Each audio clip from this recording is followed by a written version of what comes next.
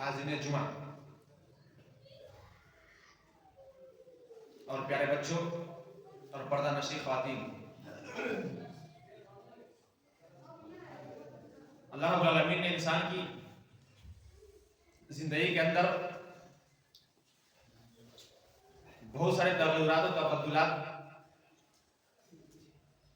पस्ती और सरबुलंदी और इस तरीके से दीगर बहुत सारी चीजें अता की हैं। रब्बुल आलमीन ने जब किताबों के ऊपर नजर डाली तो तमाम किताबों में कुरान करीम को अफजलियत और उसकी अजमत को बतलाने के लिए मखसूस कर लिया। जब इंसानों पर रब्बुल आलमीन ने नजर डाली तो तमाम इंसानों में जनाब मोहम्मद रसूलुल्लाह सल्लल्लाहु अलैहि वसल्लम को अपना सबसे प्यारा महबूब बंदा बना लिया। जब रब्बुल आलमीन ने घरों के ऊपर नजर डाली तो सबसे अजीम और मुकद्दस घर के ऊपर नजर पड़ी खाना काबा और उसको सबसे मुअज़्ज़ज़ और मुकर्रम घर बनाया। फरिश्तों पर नजर डाली तो अल्लाह रब्बुल आलमीन ने तमाम फरिश्तों में जिब्रील अलैहिस्सलाम को तमाम फरिश्तों का सरदार बनाया। जब महीनों पर अल्लाह की नजर पड़ी, अल्लाह ने जब महीनों के ऊपर नजर डाली, महीनों में बाज़ अय्याम को फजीलत देना चाहा तो उसने रमजान मुबारक के महीने को खास कर लिया। इसी तरीके से हफ्ते के अंदर अय्याम के ऊपर अल्लाह रब्बुल आलमीन ने नजर डाली तो तमाम दिनों के अंदर जुमा के दिन को अल्लाह ने मखसूस कर लिया। तो किसी चीज का अफजल होना और किसी चीज का आम होना दीनी एतबार और शरीयत एतबार से ये भी अल्लाह की तरफ से होता है। हम अपनी जानिब से किसी चीज की अजमत को बाहर घटा नहीं सकते। उन्हीं कई सारे महीनों में एक महीना शाबान का ही महीना जिसकी आज लगभग 10 तारीख है और शाबान से पहले रजब का महीना गुजर चुका है। तो शाबान का महीना भी बहुत अजमत और फजीलत वाला महीना है।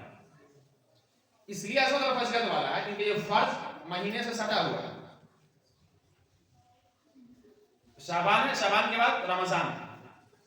तो जो इबादत फर्ज से सटी हुई होती है उस इबादत की अहमियत दीगर तमाम इबादत से ज्यादा होती है। जैसे तमाम नवाफिल और तमाम सुन्नत नमाजों की अहमियत और उसकी फजीलत अपनी जगह मुसल्लम है, लेकिन फर्ज नमाज से पहले की जो सुन्नत होती है उसके बाद फर्ज नमाज, जैसे जोहर की नमाज 4 रकात फर्ज आपको पढ़नी है। जोहर की फर्ज नमाज की अदायगी से ठीक पहले 2 रकात या 4 रकात जो आप पढ़ते हैं तो वो दीगर औकात में पढ़ी जाने वाली तमाम सुन्नतों से ज्यादा अफजल होगा। क्यों? क्योंकि वो उसका ताल्लुक फर्ज से लगा हुआ है। इसी तरीके से आप दीगर औकात में भी अलग अलग नमाजें पढ़ते हैं, उनकी फजीलत और अहमियत अलग है, वो मुसल्लम है, हकीकत है। लेकिन फिर जोहर के बाद जब आप 2 रकात या 4 रकात नमाज पढ़ेंगे तो ये 2 रकात या 4 रकात सुन्नत नमाज पढ़ना आपका दीगर तमाम सुन्नतों से ज्यादा अफजल होगा। क्यों? इसलिए कि इसका कनेक्शन फर्ज से सटा हुआ है। तो यही फजीलत शाबान की कि शाबान जो है ये रजब के महीने से सटा हुआ है और रजब हुर्मत वाला महीना, काबिल एहतराम और काबिल मुअज़्ज़ज़ महीना। उस महीने में खास तौर से गुनाहों से बचना चाहिए, खास तौर से। और फिर रजब के बाद रमजान का महीना है। तो गोया फर्ज नमाज की अदायगी के लिए जो अहमियत और हैसियत सुन्नत नमाज में फर्ज नमाज जोहर की 4 रकात से पहले 2 रकात सुन्नत या 4 रकात सुन्नत की है, वही अहमियत शाबान की है। क्योंकि दीगर महीनों से यह महीना ज्यादा अफजल है। क्यों अफजल है? क्योंकि अपने सरदार के साथ मिला हुआ है। अरे कोई मिनिस्टर होता है, कोई वजीर आजम होता है तो उसके बहुत सारे रक्षक होते हैं, बहुत सारे मुहाफिज होते हैं। तो तमाम मुहाफिज मुहाफिज और बहैसियत बॉडीगार्ड को एक बराबर होता है। लेकिन तमाम बॉडीगार्ड में उस 2 आदमी की अहमियत तमाम बॉडीगार्ड से ज्यादा होती है जो वजीर आजम के दाएं और बाएं खड़ा हुआ होता है।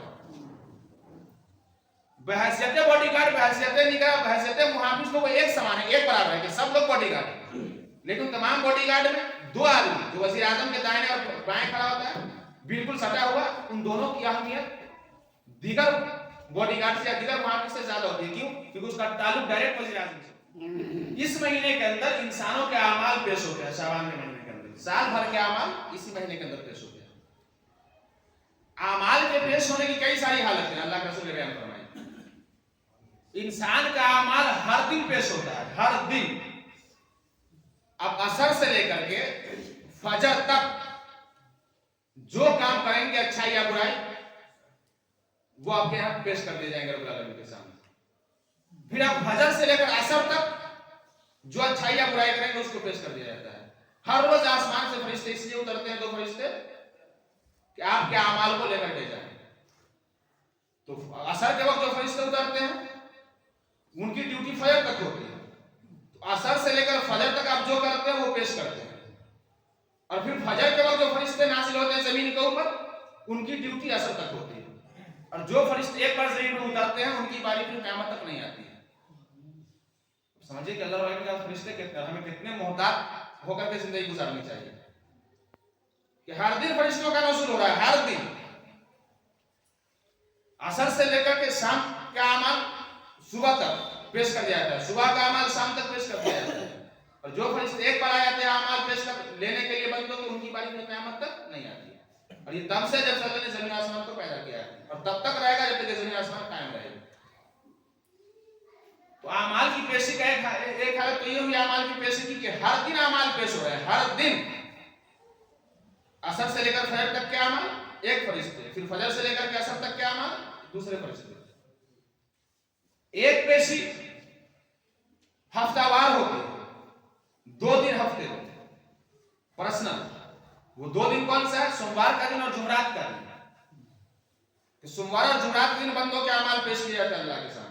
इसलिए अल्लाह के रसूल ने फरमाया कि मैं सोमवार और जुमरात के दिन रोजा रखना ज्यादा पसंद करता हूं, क्योंकि उस दिन जो है बंदों के अमाल अल्लाह के यहाँ पेश किए जाते हैं। तो मैं ये पसंद करता हूं कि मेरे अमाल जब पेश किए जाए तो मैं रोजे की हालत में रहूं।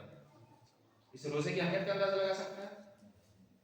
तो एक तो हर दिन हुआ असर से फजर तक, फिर फजर से असर तक, ये कंटिन्यूअस चल रहा है लगातार। आज हमारा आपके पीछे जो फरिश्ते लगे हुए हैं वो असर के बाद हमारा साथ छोड़ देते हैं, फिर दूसरे फरिश्ते आएंगे हमारे साथ रहने के लिए, और वो फिर फजर तक साथ छोड़ देंगे। एक पेशी ये हुई। दूसरी पेशी हफ्तावार, हफ्ता में 2 दिन। कौन कौन दिन? सोमवार और जुमरात के दिन। कितनी एहतियात के साथ हमारी जिंदगी गुजारने की जरूरत है। और एक पेशी होती है सालाना, हर साल, और वो महीना है साल में शाबान का महीना। शाबान के महीने में बंदों के अमाल पेश किए जाते हैं। बंदों के अमाल पेश किए जाने का ये मतलब नहीं कि नए नए फैसले होते हैं उस रात में, नहीं, बंदों के अमाल पेश किया जाता है। पूरा महीना है पेश करने का, किसी एक रात किसी एक दिन को खास आप नहीं कर सकते। तो इस हिसाब से इस महीने की अहमियत और फजीलत है। और एक तो यह है कि ये फर्ज रोजा जो है रमजान का उससे सटा हुआ है, और दूसरा यह कि इसका ताल्लुक रजब से, जो काबिल एहतराम महीना है, मुअज़्ज़ज़ और मोहतरम महीना है।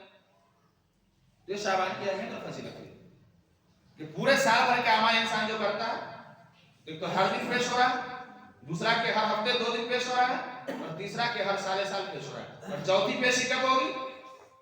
जब रब्बुल आलमीन हमें अपने अपने कब्रों से उठाएगा और अपने सामने पेश करेगा, उस दिन चौथी पेशी होगी अमाल, और फिर जन्नत और जहन्नम का फैसला किया जाएगा। ये जो शाबान का महीना है ये बड़ी अहमियत और बड़ा मुअज़्ज़ज़ महीना है। इस महीने के अंदर अल्लाह के रसूल सल्लल्लाहु अलैहि वसल्लम कसरत से रोजा रखते थे, लेकिन अपनी उम्मत को मना करते थे कि तुम 15 शाबान के बाद रोजा मत रखो, आधे शाबान के बाद। क्यों? क्योंकि तुम्हें रमजान के लिए तैयार होना है। अल्लाह के रसूल सल्लल्लाहु अलैहि वसल्लम के पास वो ताकत और कुव्वत थी कि वो महीनों महीनों रोजा रख सकते थे, लेकिन अपनी उम्मत को मना फरमाया कि तुम्हें रमजान की तैयारी करनी है। अलबत्ता जिनके कज़ा रोजे हैं या वो खवातीन जिनके रोजे छूटते हैं, उनको चाहिए कि वो रमजान आने से पहले पहले तमाम कज़ा रोजे पूरे कर लें। ये उनके लिए लाजिम और जरूरी होगा।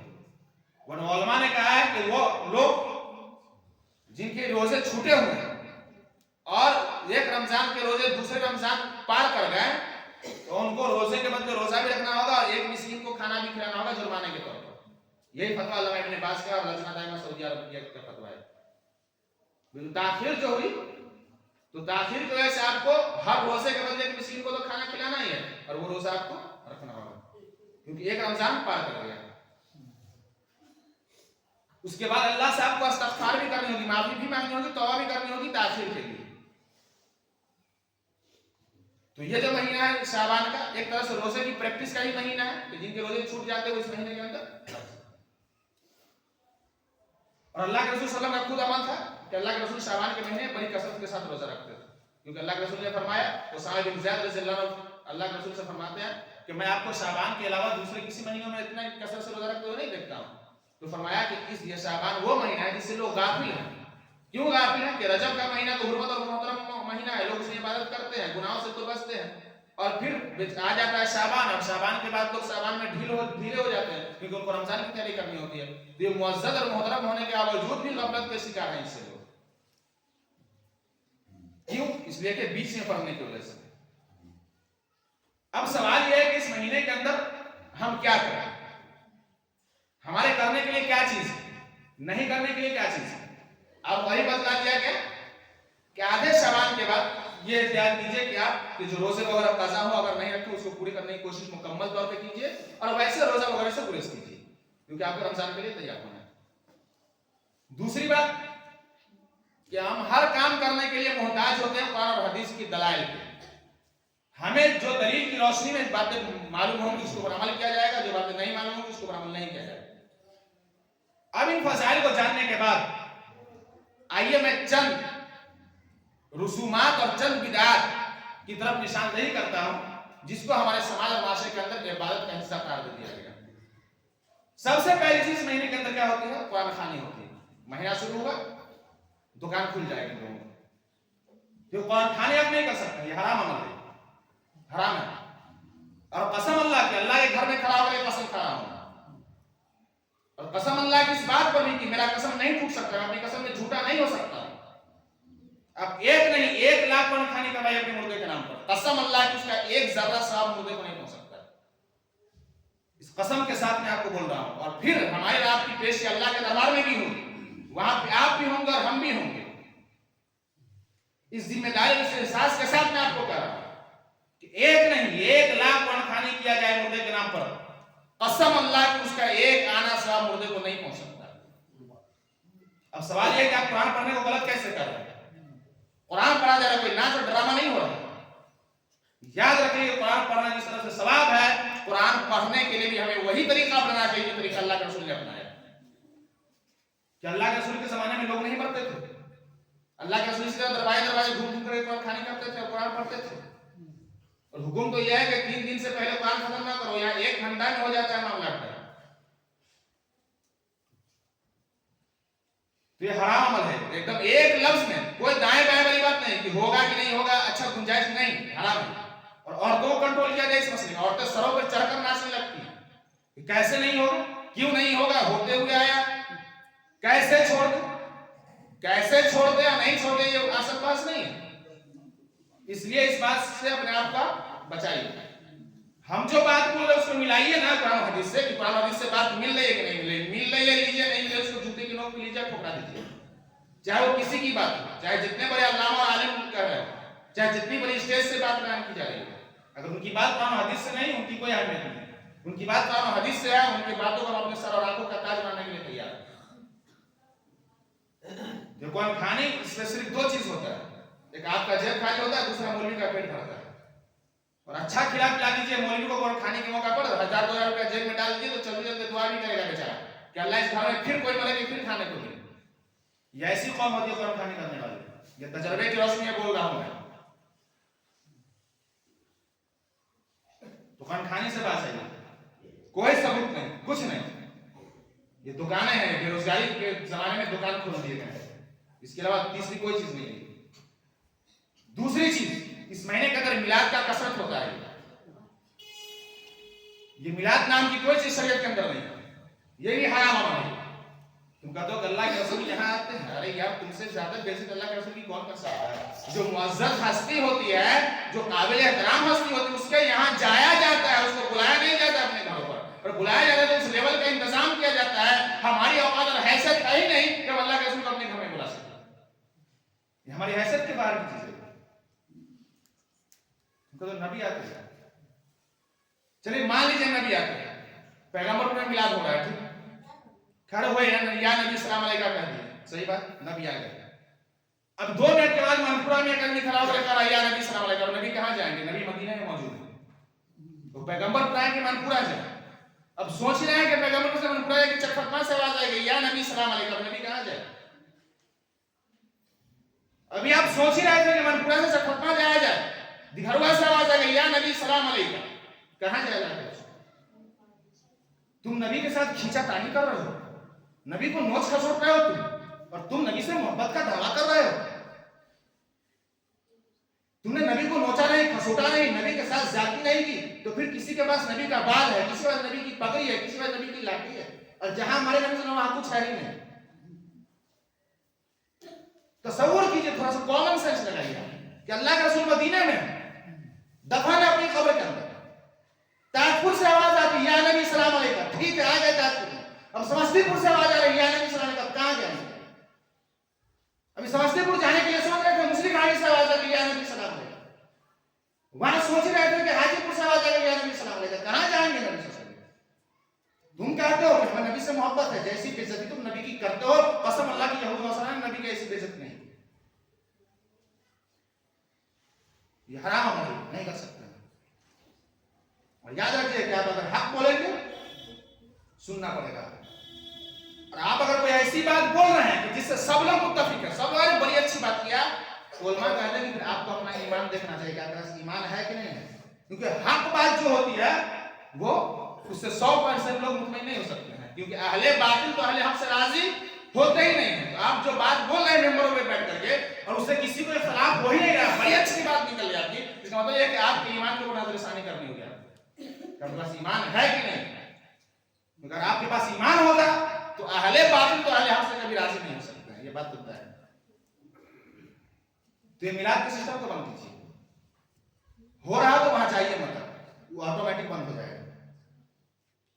تیسری چیز اس مہینے کی اندر لوگوں نے ایجاد کر لی وہ ہے 15ویں شعبان کے دن رات کا دن کا روزہ، یہ حرام عمل ہے۔ آپ کو پہلے بتایا گیا یہ مہینہ روزہ رکھنے کا ہے، آپ کی مرضی جب ہو تب روزہ رکھ سکتے ہیں، کوئی قید نہیں، کوئی طے نہیں، کوئی فکس نہیں۔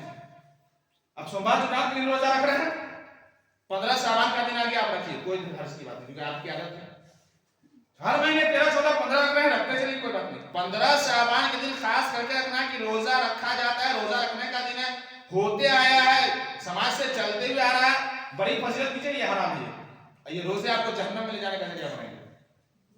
عورتیں اس مسئلے میں بہت گمراہ ہوتی ہیں، کوئی روزہ چھوڑ ان کو صرف کریں کیا روزہ رکھنا وہ رکھ لیں گے،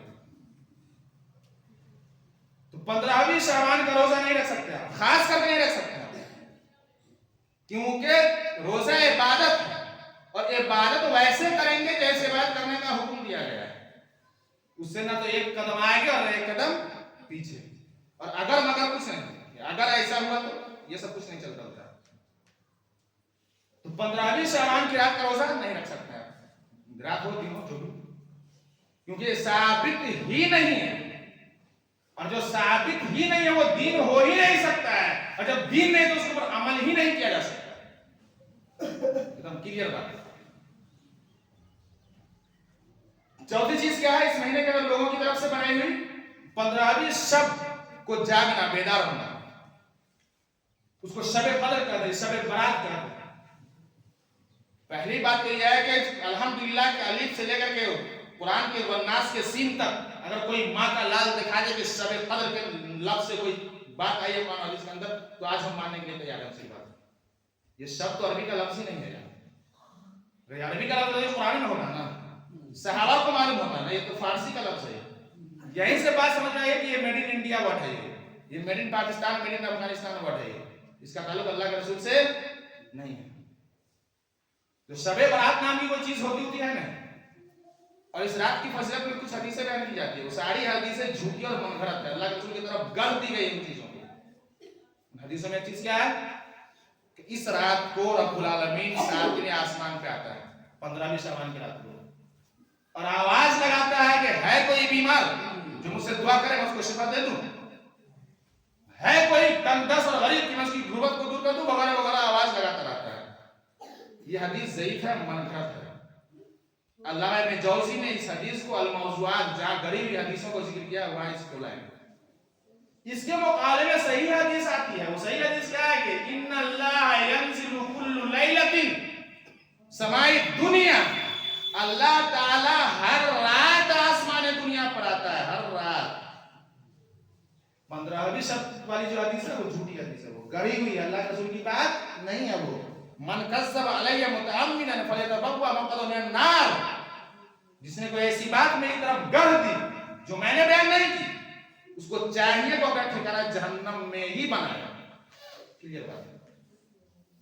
تو 15ویں شعبان کے دن کا روزہ رکھنا اور رات کو جاگنے والی جو حدیث ہے وہ جھوٹی حدیث ہے, گڑھی ہوئی حدیث ہے. اللہ کے رسول کی بات وہ نہیں ہے, منسوخ کر دیا گیا اللہ کے رسول سے وہ حدیث کو.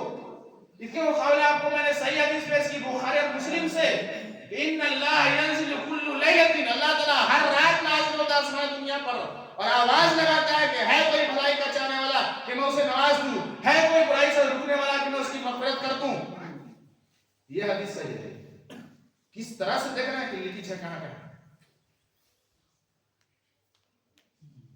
تو 15 اس کا نقصان کیا ہوتا ہے, بدعت جب جب آئے گی تب تک ایک سنت رخصت ہو جائے گی. جس لیول کی بدعت آئے گی اس لیول کی سنت آپ سے چلی جائے گی. سنت کیا گئی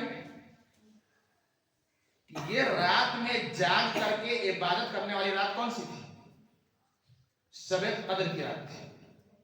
وہ رمضان کے آخری کی 10 راتیں ہوتی ہیں, 10 راتیں, اور کم سے کم بھی کہہ لے تو کم سے کم 5 رات تو بنتی ہی ہیں.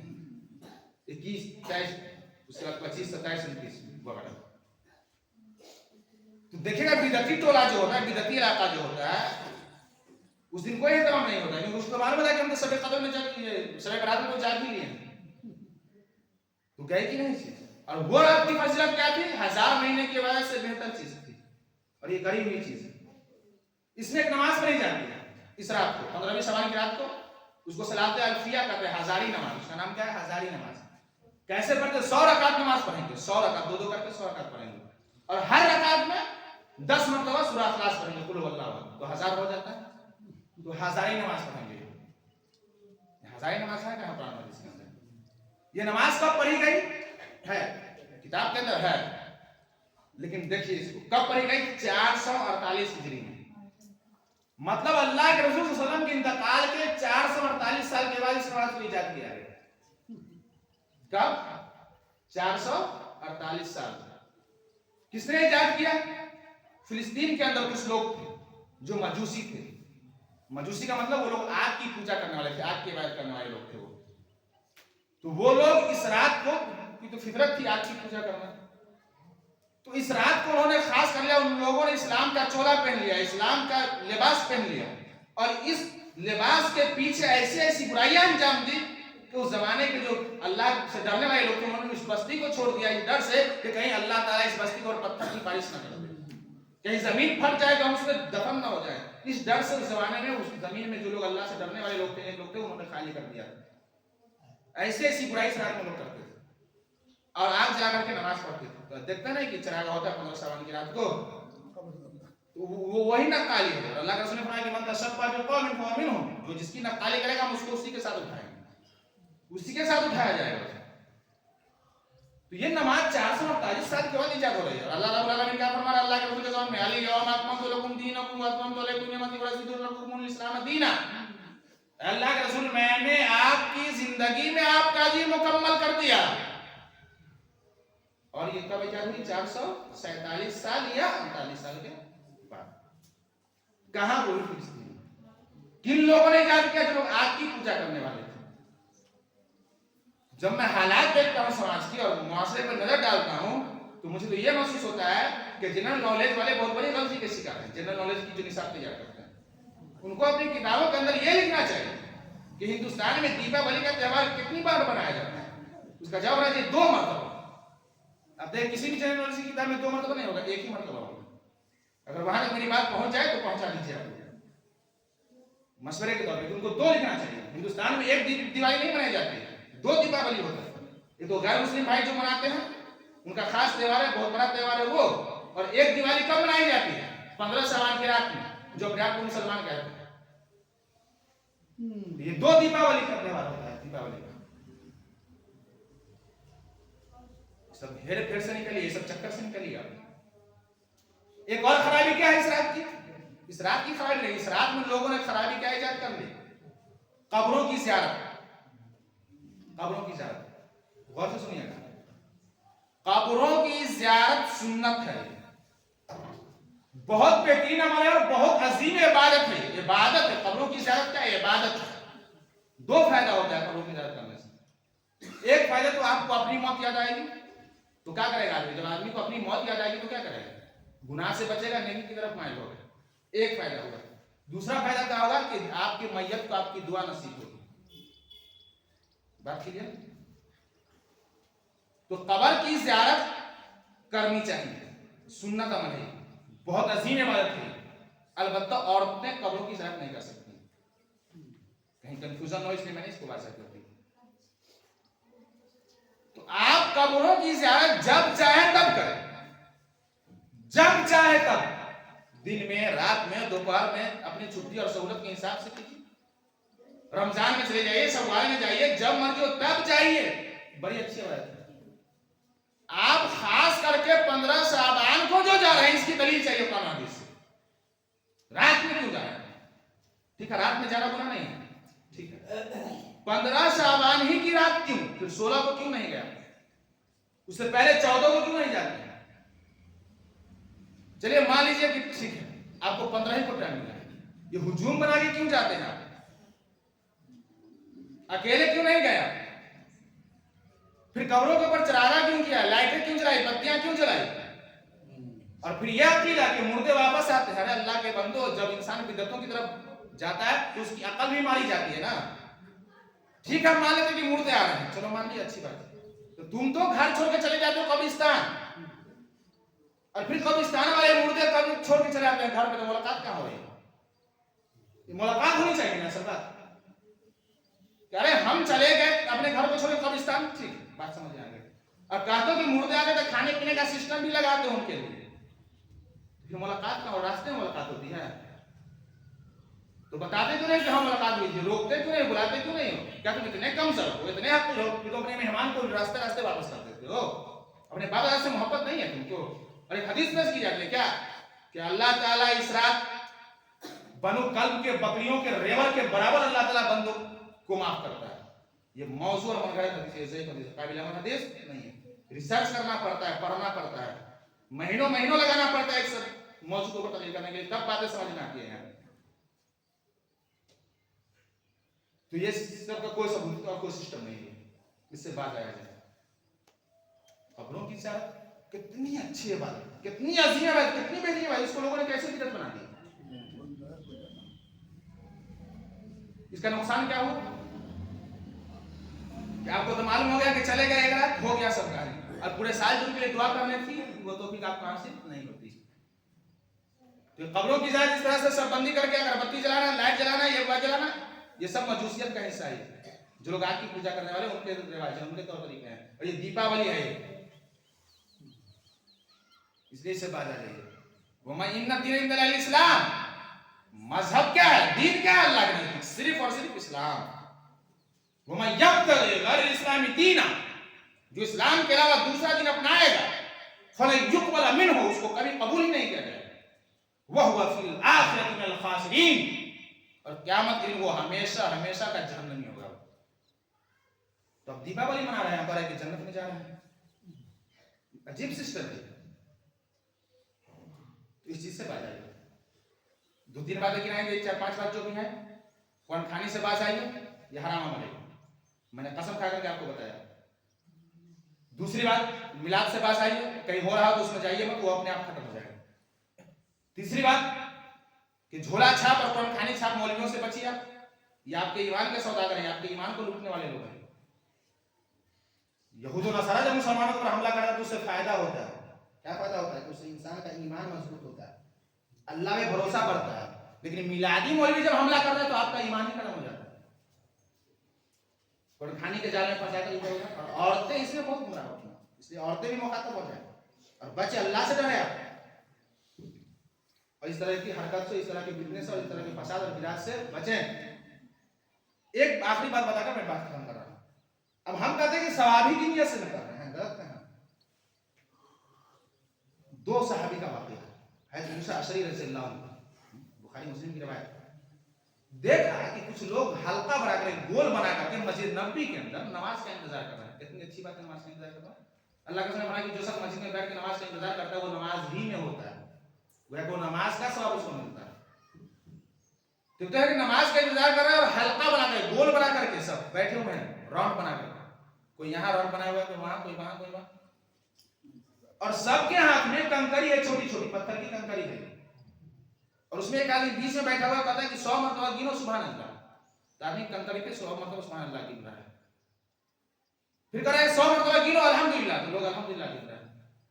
سبحان اللہ الحمدللہ کا ہے، اللہ کے رسول نے فرمایا کہ میزان میں سب سے بھاری کوئی چیز ہوگا تو یہ سبحان اللہ والحمدللہ سبحان اللہ العظیم ہوگا، اور سبحان اللہ زمین اور آسمان کو بھر دیتا ہے، اس کا اتنا ثواب ہے، ثواب سے زمین آسمان بھر دی جاتی ہے، کتنا عظیم عمل ہے، جنت کے خزانوں میں سے خزانہ ہے۔ اب سنیے، ابو موسیٰ صحیح رضی اللہ عنہ دیکھ رہے ہیں، کچھ بول نہیں رہے، اس کا مطلب یہ ہے کہ لبر لبر نہیں کرنا چاہیے، کوئی عالم ہو، کوئی عالم لوگ بیٹھے ہوئے وہاں پہ اپنا فتویٰ نہیں کرنا چاہیے، نہیں ہوگا، اتنے بڑے صحابی، اتنے جلیل القدر صحابی، انہوں نے کچھ کہا نہیں۔ عبداللہ بن مسعود کے پاس چلے آئے، فرمایا کہ آپ کو کچھ معلوم ہے، کو ہم نئی چیز مسجد کے اندر دیکھا ہے، لیکن ہم کو بھی لگتا ہے کوئی ہر صورت میں لوگ نیکی کا کام کر رہا ہے، کیا کیا؟ لیکن کچھ لوگ گول بنا کر کے بیٹھے ہوئے ہیں، یہ بخاری مسلم کی روایت ہے، دائیں بائیں کی بات میں نہیں کر رہا ہوں، اور سب کے ہاتھ میں چھوٹی چھوٹی کنکری ہے، چھوٹی چھوٹی کنکری، اور اس میں ایک آدمی کہا ہے کہو سبحان اللہ، تو سب آدمی کہہ رہا ہے سبحان اللہ، کہو الحمدللہ، تو سب آدمی سب الحمدللہ کہہ رہا ہے۔ عبداللہ بن مسعود رضی اللہ عنہ کا غضب جلال میں آیا اور کھڑے ہوئے مسجد کے اندر گئے، بولا کیا کر رہے ہو؟ پتھروں پہ کنکری گننے میں اپنے گناہوں کو گنو، گناہ کی گنو، تم اتنے جلد بدل گئے کہ اللہ کے رسول کے کپڑے پھٹے بھی نہیں، پوسیدہ بھی نہیں ہوئے، اللہ کے رسول کے کپڑے بھی پرانے نہیں ہوئے، اللہ کے رسول جس برتن میں کھانے تو ابھی ٹوٹا بھی نہیں برتن، ابھی صحابہ کرام اتنی تعداد میں تم اتنی جلد تباہی کی طرف چلے گئے، کیا لفظ استعمال کیا؟ تم اتنی جلد بربادی کی طرف چلے گئے، کیونکہ جس طریقے سے تم پڑھ رہے ہو تسبیح، وہ طریقہ اللہ کے رسول سے ثابت نہیں ہے،